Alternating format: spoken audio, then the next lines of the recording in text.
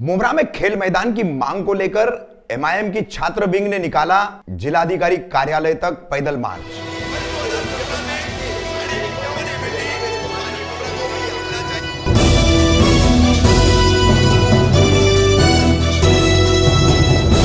मैं रफीक कामदार, हिंदुस्तानी रिपोर्टर में आपका स्वागत है। गुरुवार 2 दिसंबर को कौसा से ठाणे जिलाधिकारी कार्यालय तक मुमरा ऑल इंडिया मजलिस-ए-इत्तेहादुल मुस्लिमीन की छात्र विंग द्वारा पैदल मार्च निकाला गया। मुमरा में युवाओं के लिए खेल मैदान की मांग को लेकर के इस पैदल मार्च का नेतृत्व किया छात्र विंग के अध्यक्ष राशिद खान, उनके सहयोगी मुस्तफा मेमन और अन्य साथियों ने। कौसा से ठाणे जिलाधिकारी कार्यालय तक मुमरा में खिलाड़ियों के लिए, युवाओं के लिए खेल मैदान की सख्त जरूरत है। इस मांग को लेकर पैदल मार्च करते हुए ये ठाणे जिलाधिकारी कार्यालय पहुंचे। वहां पर इन्होंने अपनी मांग का ज्ञापन जिलाधिकारी कार्यालय को सौंपा। इनके अनुसार मुमरा में 2 खेल मैदानों के रिजर्वेशन है और इस रिजर्वेशन के तहत ठाणे मनपा को यहां पर खेल मैदान देना चाहिए।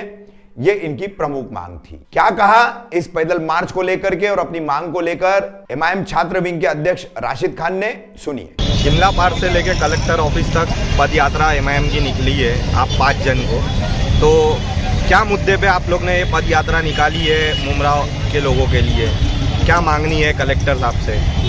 मुमरा के पिछले कुछ महीनों से जो है बहुत सी टीम के जो बंदे उनकी कंटिन्यूसली कंप्लेंट्स आ रही थी।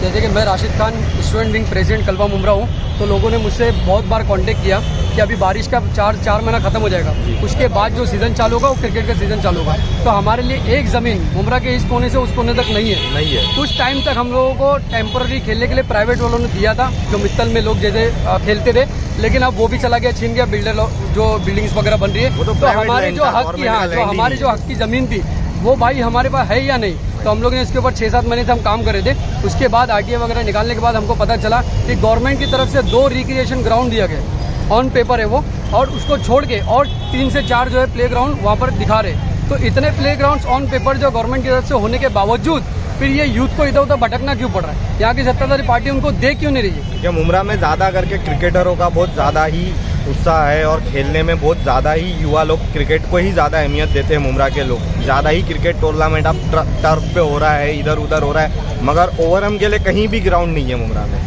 फोरम टेनिस के लिए, लेदर के लिए, आप कुछ भी जो भी बोलोगे, आप एक भी सिंगल ग्राउंड नहीं है। और ये तो जो टर्फ है, और ये इलेक्शन से पहले जो पॉलिटिकली एक्टिंग करना, पॉलिटिकली टूर्नामेंट आप बोलोगे जिसको, वैसे 1-2 टूर्नामेंट करवा देना। वो इसलिए करवाया जाता है कि नौजवान जो वो बिजी रहे हमारे साथ, वो 1-1.5 लाख रुपये रखना, फ्रिज रखना, टीवी रखना, और उनको जो असल जो मुद्दा है ग्राउंड है उससे भटकाना, ताकि उसके लिए कोई आवाज़ ना उठाए। ये एक्टिंगबाजी की जाती है, लेकिन अब असल में मुमरा के बच्चों के लिए कोई ग्राउंड नहीं है। आपको मैं बता दूँ कि 18 से 20 लेदर टीम मुमरा में, 18 से 20 जो लोग 12 से 15 टीम के जो मेंबर हैं वो ऑन बाइक विद किट यहाँ से मुमरा से बाहर निकलते हैं। डोंबिवली, टिटवाला, कल्याण, यहाँ टूर्नामेंट में इनकी जान का रिस्क अलग, पैसे अलग, वीकली 12 से 15 हज़ार टीम जो पिच का भाड़ा भरना, ग्राउंड का भाड़ा भरना, वो अलग। तो इतनी परेशानी, तुम मतलब तुम्हारा रह के फ़ायदा क्या? सत्ताधारी लोगों का यहाँ पर रह के फ़ायदा क्या दे रहे हो तुम बच्चों को? जान का रिस्क, जाते 15 है, आया अगर 13 तो इसका जिम्मेदार कौन? तो ये क्या प्रोटेस्ट है अभी आपका? ये प्रोटेस्ट हमने इसके लिए पैदल मार्च रखी थी। उनकी कंप्लेंट सुनने के बाद जो है तालाब से, कौसा तालाब से लेकर कलेक्टर ऑफिस तक, हम कलेक्टर ऑफिस पहुंचेंगे, उनसे रिक्वेस्ट करेंगे, उनको मेमोरेंडम देंगे, उनसे रिक्वेस्ट देंगे, एक टाइम पीरियड उनसे लेंगे कि सर प्लीज़ इसके ऊपर जो है हमको ये जो रिजर्व ग्राउंड है इसको यूथ के लिए अलॉट किया जाए। कितने लोग आप प्रोटेस्ट कर रहे हैं? 5 जन कर रहे हैं। 5 जन की परमिशन मिली थी, कोविड के चलते जो और लोगों की परमिशन नहीं मिली।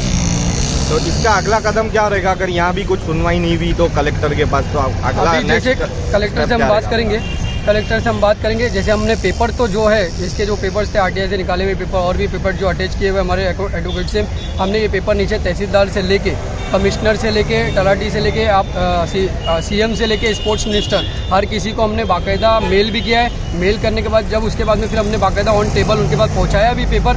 अब उसके बाद फिर आगे हम ये अभी यहाँ पर इनको मेमोरेंडम देंगे, उसके बाद जो टाइम पीरियड हम देंगे उसके आगे हम इसको फॉलो करेंगे और हम नहीं रुकेंगे जब तक कि हमको ग्राउंड नहीं मिले।